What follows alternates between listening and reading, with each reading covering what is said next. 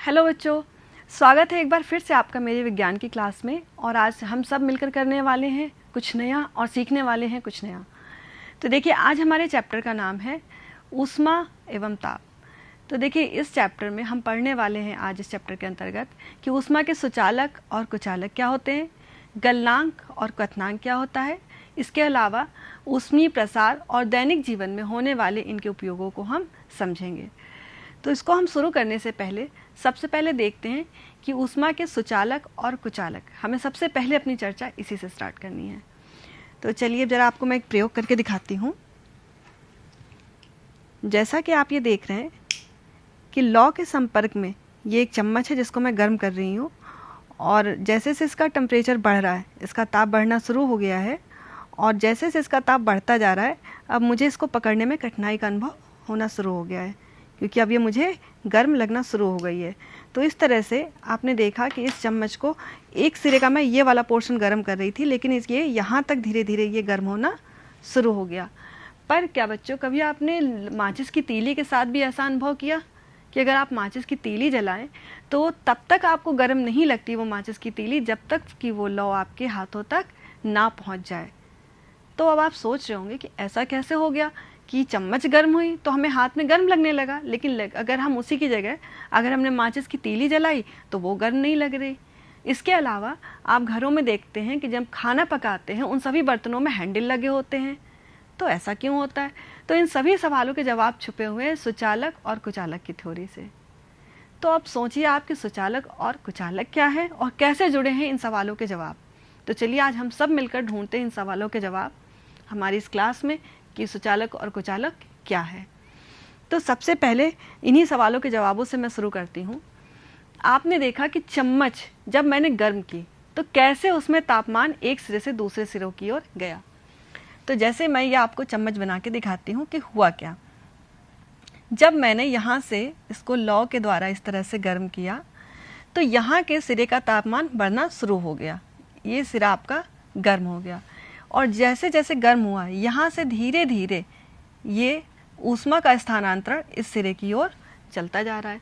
तो इससे क्या हुआ कि ये जो ज़्यादा गर्म सिरा था यहाँ से इधर की ओर ऊष्मा का स्थानांतरण हो गया, तो दूसरा सिरा भी इसका पूरी तरह से गर्म हो गया, जिसकी वजह से हमारे लिए पकड़ना मुश्किल हो जाता है। इसी तरह से जब घरों में हम खाना बनाते हैं तो गैस के संपर्क में उसका एक सिरा रहता है और ऊष्मा का स्थानांतरण धीरे धीरे उसके दूसरे सिरे तक भी हो जाता है, जो हमारे लिए पकड़ना बहुत मुश्किल होता है। तो ताकि हम आसानी से खाना बना सके इसीलिए उनमें हैंडल लगा दिए जाते हैं। अब माचिस की तीली की बात करें तो अब आप सोच रहे होंगे कि ऊष्मा की जो मैंने स्थानांतरण बताया कि इसके द्वारा चालन विधि द्वारा होता है, तो आप सोचें क्या माचिस की तीली में स्थानांतरण नहीं हुआ, क्या चालन विधि इसमें नहीं लागू हुई? तो इसमें क्यों नहीं ऐसा हो सका? अब इसको मैं आपको कारण बताती हूँ। इसका कारण क्या था कि ऊष्मा का कुचालक होने के कारण, लकड़ी की बनी थी आपकी माचिस की तीली, क्योंकि ऊष्मा की कुचालक है, इसमें ऊष्मा का स्थानांतरण सुगमता पूर्वक पॉसिबल नहीं होता, नहीं संभव है इस ऊष्मा का स्थानांतरण। इसी कारण इसमें हम एक सिरे से दूसरे सिरे तक इसको हम गर्मी का हमें अनुभव नहीं होता है। जबकि धातुएं किसी भी तरह की हों, जब वो गर्म होती हैं तो उसमें ऊष्मा का स्थानांतरण आराम से हो जाता है, सुगमता से हो जाता है, इसलिए इन्हें हम ऊष्मा के सुचालक बोलते हैं। तो अब बात आती है परिभाषा की। तो देखिए बच्चों, जिन पदार्थों में ऊष्मा का संचरण आसानी से हो जाता है, देखिए ये जो शब्द है ना, आसानी से हो जाता है, वो ऊष्मा के सुचालक कहलाते हैं। जैसे लोहा है या कोई भी धातु की ले लीजिए आप, रॉड है, एल्युमिनियम है, ये तांबे का जैसे तार हुआ, तो ये इस तरह के सभी जितने भी आपके धातुएं हैं ये सभी हैं ऊष्मा की सुचालक। अब हम देखते हैं ऊष्मा के कुचालक क्या होते हैं। देखिए, जिन पदार्थों में ऊष्मा का संचरण सुगमता से नहीं होता है, जिन शब्दों को मैं मार्क कर रही हूँ इन पे आपको ध्यान देना है। परिभाषा में बस यही अंतर है कि इसमें आसानी से हो जाता है और इसमें ऊष्मा का संचरण सुगमता से नहीं होता है, इसलिए ये ऊष्मा के कुचालक कहलाते हैं। उदाहरण आपको समझ में आ ही रहे होंगे, आप पिक्चरों को देखिए, चित्रों को देख के आप समझ चुके होंगे अब तक। जैसे कि लकड़ी, ये है कांच, इसके अलावा कागज, ऊन, और फिर है ये आप देख सकते हैं पोर्सलीन। ये बर्तन जैसे जो कप वगैरह आते हैं ना, इस तरह के जो बर्तन होते हैं इनको हम पोर्सलीन बोलते हैं। इसके अलावा भी और भी वायु है और आपके जो बोरे होते हैं, इसके अलावा बहुत सारी चीज़ें हैं जो कुचालक की श्रेणी में आते हैं, बहुत से पदार्थ। तो अब आप समझ गए कि ऊष्मा के सुचालक और ऊष्मा के कुचालक, इन दोनों पदार्थों में क्या अंतर है और किस तरह इसमें ऊष्मा का आगे संचरण होता है। अब हम आगे बढ़ते हैं। इसको और अच्छा समझने के लिए आप एक ये प्रयोग देखिए, यह आपकी पाठ्य पुस्तक में दिया हुआ है। इसमें देखिए दो धातुएं हैं, ये है एक दो छड़े हैं, कांच की छड़ है और एक धातु की छड़ है। दोनों को जॉइंट करके और ये मोम की सहायता से, ये इस तरह से आपको दिख रही है 1 2 3 4 लिखा हुआ है, ये 1, ये 2, ये 3 एंड ये 4, ये चारों पिनें लगाई हुई हैं मोम की सहायता से। अब क्या होता है, ये मोमबत्ती आपको दिख रही है, जब इसकी सहायता से हम इसको गर्म करना शुरू करते हैं, तो जिस तरह मैंने चम्मच को आपको गर्म करके दिखाया था, ठीक उसी तरह से तो ऊष्मा का स्थानांतरण इसमें चालन विधि से शुरू हो जाता है। और जैसे जैसे ऊष्मा इसमें सिरों में पहुंचती है एक सिरे से दूसरे सिरे की ओर, तो ये पिनें गिरना शुरू हो जाती हैं। धीरे धीरे ये पिनें ऐसे नीचे की तरफ ऐसे गिरने लगेंगी। अब आप सोचिए जरा, धातु की छड़ और कांच की छड़, दोनों में से कौन सी पिन पहले गिरेगी? सोचिए जरा। अब आप जो भी सोच रहे हैं बिल्कुल सही सोच रहे हैं, क्योंकि आपका जवाब बिल्कुल सही है। जो आपको यही लग रहा है ना कि धातु की छड़ पहले गिरेगी, आप बिल्कुल सही सोच रहे हैं। जैसा कि मैंने अभी आपको पहले बताया था कि धातुओं में ऊष्मा सुगमता पूर्वक स्थानांतरित हो जाती है, ये ऊष्मा के सुचालक होते हैं। इसी वजह से इसमें से पिनें जल्दी जल्दी निकलेंगी और कांच की छड़ में इसकी तुलना में बहुत देर से गिरेंगी पिनें। तो इस प्रयोग द्वारा आप बच्चों समझ चुके हैं कि ऊष्मा के सुचालक और कुचालक क्या होते हैं। अब हम आगे बढ़ते हैं। सुचालक और कुचालक, ये हमारे दैनिक जीवन में इनका क्या उपयोग है, आप इसको समझिए, क्योंकि यहाँ जो भी पढ़ाया जाता है आप आपके पाठ्य पुस्तक में, उसका हमारे दैनिक जीवन से बहुत बड़ा रिलेशन होता है। हमारे दैनिक जीवन की हर चीज़ से जुड़े होते हैं विज्ञान के प्रयोग। तो देखिए, पहला जैसे है, पीतल तथा एल्युमिनियम के बने बर्तनों का उपयोग खाना पकाने में किया जाता है।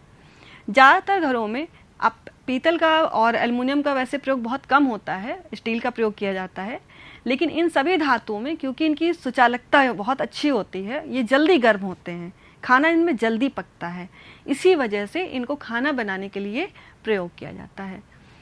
लेकिन इसमें मैं एक चीज़ ऐड करूँगी कि आप एल्युमिनियम के बर्तनों का प्रयोग हो सके तो ना करें, क्योंकि ये सेहत के लिए अच्छे नहीं होते हैं।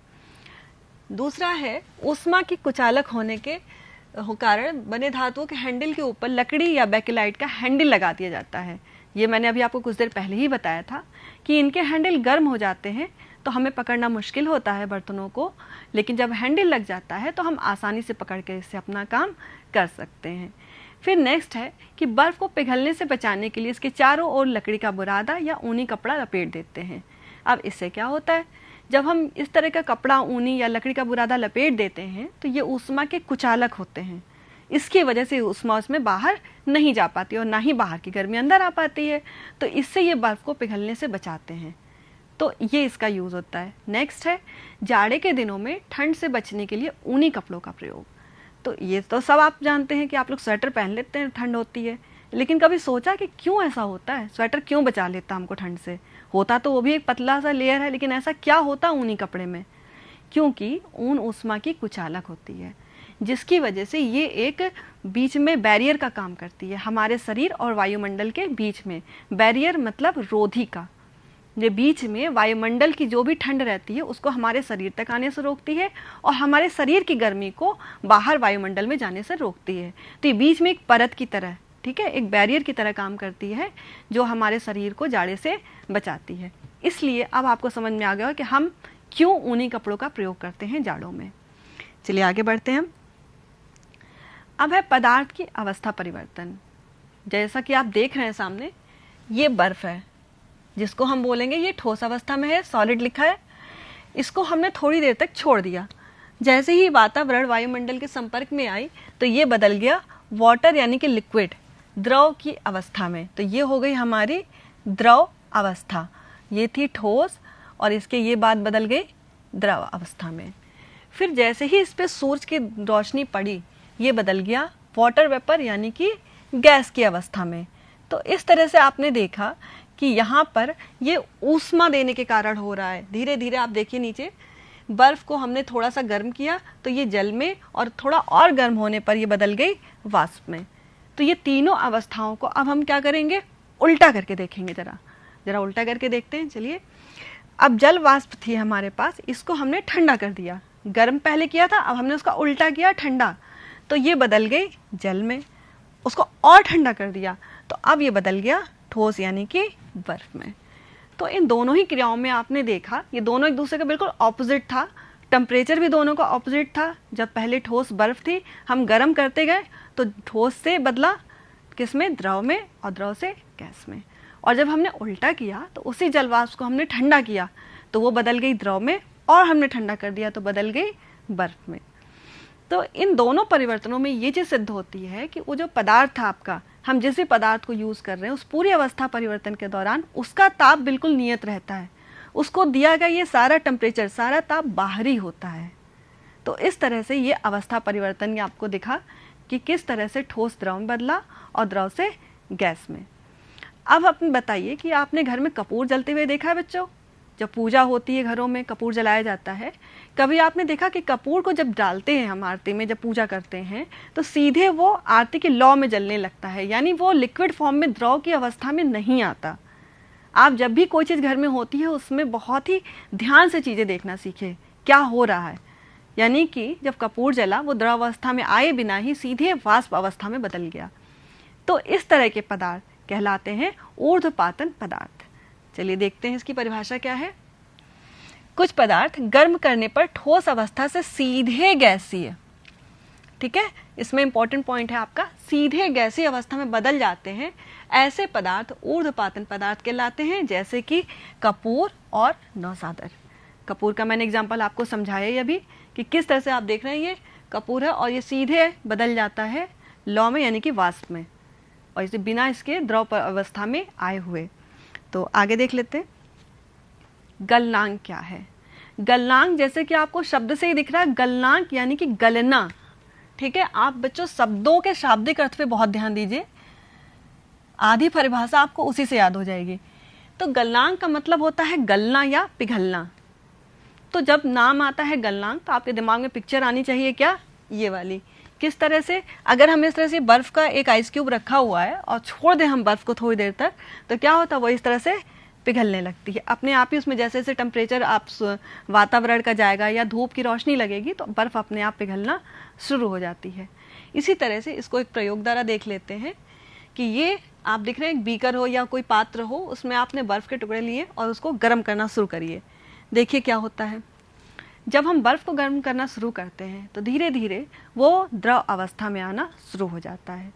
ये पानी शुरुआत में प्रारंभ में 0 डिग्री सेल्सियस रहता है और धीरे धीरे धीरे धीरे जब तब तक ये 0 डिग्री सेल्सियस रहेगा जब तक कि पूरी बर्फ पिघल कर पानी ना बन जाए। तो इस तरह से बर्फ का गलनांक होता है 0 डिग्री सेल्सियस। ये आप देख सकते हैं, ये है बर्फ का गलनांक 0 डिग्री सेल्सियस। अब हम आते हैं क्वथनांक, देख लेते हैं। देखिए जिस तरह से हमने अभी गलनांक देखा, क्वथनांक इसका उल्टा होता है। क्वथनांक का मतलब होता है उबलना। ये आपको याद करने के लिए मैं ट्रिक बता रही हूँ कि गलनांक को आप गलना से याद रखिए और क्वथनांक को उबलना।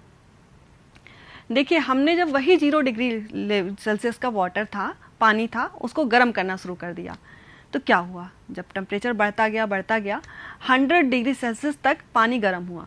उसके बाद भी हम उसको गर्म करेंगे तो अब टेम्परेचर बढ़ना रुक जाएगा। इसके बाद पानी का तापमान बिल्कुल नहीं बढ़ेगा और अब क्या होगा, इस तरह के बबल्स यानी बुलबुले आपको ये दिख रहे हैं, इस तरह के बुलबुले, ये इस तरह से बुलबुले पूरे में बनना शुरू हो जाएंगे और फिर धीरे धीरे इस तरह से आपको दिख रही है ये भाप बनकर पानी इस तरह से उड़ने लगेगा।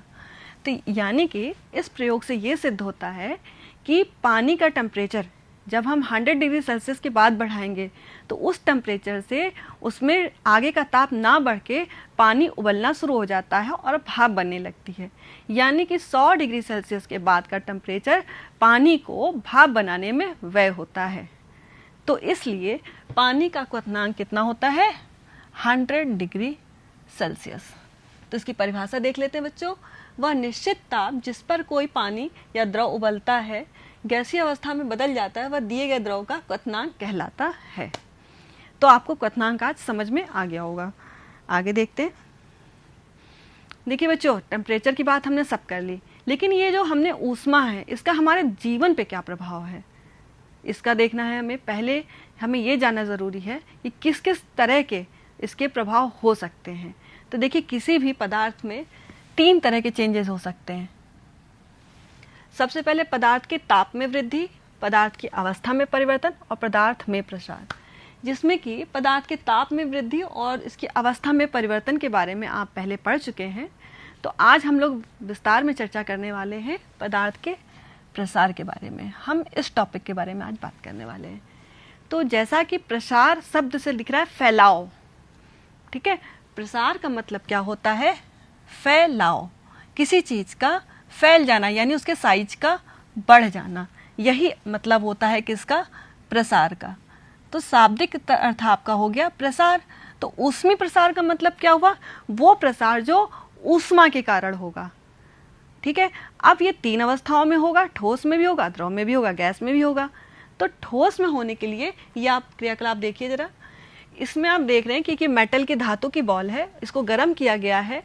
तो इसमें पहले इस छल्ले की आर पार चली गई, लेकिन जैसे ही इसको गर्म किया गया तो ये इसके छल्ले के आर पार नहीं जा पा रही, जबकि यहाँ पर ये आराम से चली गई।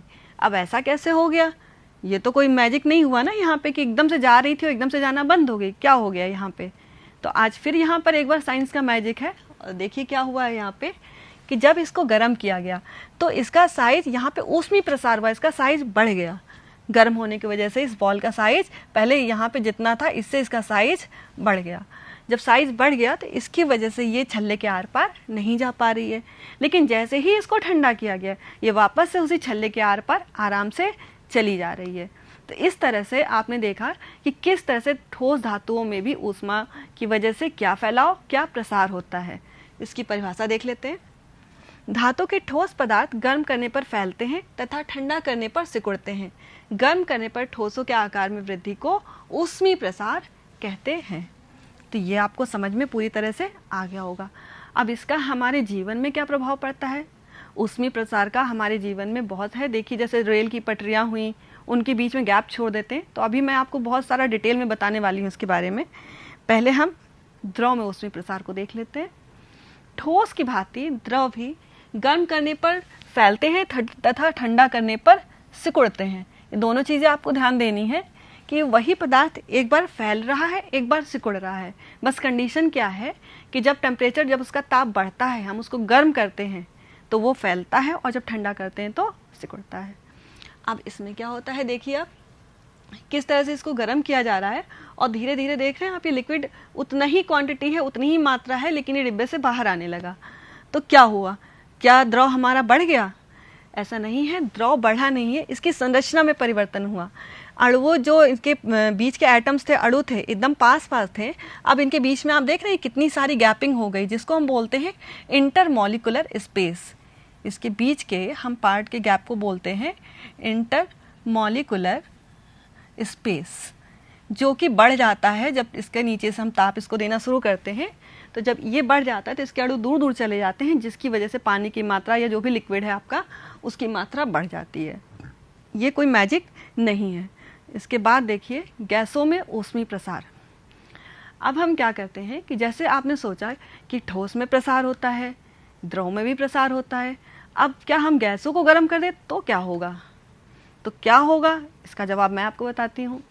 जैसे हमने ठोसों को गर्म किया, द्रव को गर्म किया, अब हम गैस को डायरेक्ट तो नहीं गर्म कर सकते हैं। तो इसके लिए एक बॉटल हमने खाली ली। जैसे कि आप सबको पता है कि जो भी खाली जगह होती है वहाँ क्या होती है? वहाँ होती है वायु, और वायु क्या है? गैस। तो हमने यहाँ पर ये इस तरह से गर्म पानी लिया। अब गर्म पानी में हमने खाली बॉटल रखी, उसके ऊपर एक पिचका हुआ बैलून लगा दिया। जब ये यहाँ आपको दिख रहा है ये बैलून, ये पिचका हुआ है ना, फिर धीरे धीरे देख रहे हैं यहाँ नीचे जैसे ही इसमें टेम्परेचर यानी कि ताप मिलना इसको शुरू हो गया, धीरे धीरे अपने आप ही यहाँ पानी आप देख रहे हैं, इसमें बबल्स दिख रहे हैं, पानी खौलने लगा नीचे का, और ये बलून धीरे धीरे फूल गया। तो अगर आपको मैं ऐसे बताऊं बिना कारण के, तो आपको यहाँ भी लग रहा होगा ये कैसे हो रहा है, ये क्या मैजिक हो रहा है, ये क्या जादू हो रहा है। जादू कहीं नहीं होता है, जहाँ भी होता है वो होता हमारे नज़रों का फेर होता है, सिर्फ विज्ञान। हर जादू के पीछे एक विज्ञान छुपा होता है। तो इसमें क्या कारण है ये देख लेते हैं। देखिए जैसे ही इसका टेम्परेचर बढ़ा, जैसे मैंने आपको द्रव में बताया कि द्रव उसके बीच का इंटरमॉलिक्यूलर जो स्पेस होता है अणुओं के बीच का वो बढ़ जाता है, ठीक वैसे ही गैसों में भी बीच में इंटरमॉलिक्यूलर स्पेस बढ़ जाता है, जिसकी वजह से गैसों में फैलाव होना शुरू होता है। और जो बॉटल के अंदर की वायु थी, जब उसमें फैलाव हुआ तो वो यहाँ से बलून के अंदर जाने लगी, जिसकी वजह से गैस हमारा जो गुब्बारा था वो फूल गया। तो इस तरह से आपको दिखा बच्चों कि किस तरह से हमारा गैसों में फैलाव हुआ। और ठीक इसका हम उल्टा कर दें, अगर हम इस बॉटल को बाहर निकाल के रख दें तो अपने आप ही कुछ देर बाद क्या होगा, गुब्बारा फिर से पिचक जाएगा। तो इस तरह से आपने देखा कि गैसों में क्या प्रसार होते हैं। अब हम आते हैं दैनिक जीवन में इसके उपयोग। तो जैसा मैंने आपको भी कुछ देर पहले बताया था कि रेल की पटरियों को जोड़ते समय उनके बीच में आप ये देख रहे हैं, ये एक गैप छोड़ दिया जाता है। अब ये गैप छोड़ने की क्या वजह है? देखिए, अगर हम गैप को ना छोड़ें, जैसे मैंने बोला कि ऊष्मीय प्रसार होता है ऊष्मा के कारण, तो गर्मियों में अत्यधिक धूप के कारण लोहे में क्या होता है, लोहा गर्म होता है और गर्म होकर वो फैलना शुरू हो जाएगा। और जब वो फैलना शुरू होगा तो यहाँ से मान लीजिए अगर हम गैप ना छोड़ें, हमने पूरी एक पटरी ऐसे ही ले ली और जब फैलाव शुरू हुआ तो अब पटरियाँ कहाँ जाएंगी आप सोचिए। ये फिर अपनी जगह से टेढ़ी मेढ़ी होना शुरू हो जाएंगी और जो सीधी थी वो जाके सब ऐसे टेढ़ी मेढ़ी इधर तो घूम जाएंगी, सब इस तरह से होना शुरू हो जाएंगी या टूट जाएंगी, टूट भी सकती हैं, टेढ़ी मेढ़ी भी हो सकती हैं। तो उससे क्या होगा, एक्सीडेंट्स होने की संभावना बढ़ जाती है, रेल दुर्घटनाएं हो सकती हैं। तो इस कंडीशन से बचने के लिए ये मेथड अपनाया गया इसके बीच में गैप छोड़ने का। गैप छोड़ते समय आप यहाँ देख रहे हैं, ये आपको नट बोल्ट्स दिखाई दे रहे होंगे। ये तो क्या होता है कि जाड़ों में, क्योंकि हमें जाड़ों में तो ये सिकुड़ेगा, तब तो यहाँ गैप आ जाएगा, तो इनको टाइट कर दिया जाता है। जाड़ों में ये आपस में पास पास रहते हैं और गर्मियों में उसी नट बोल्ट को खोल दिया जाता है ताकि ये लूज हो जाए और बीच में गैप आ जाए।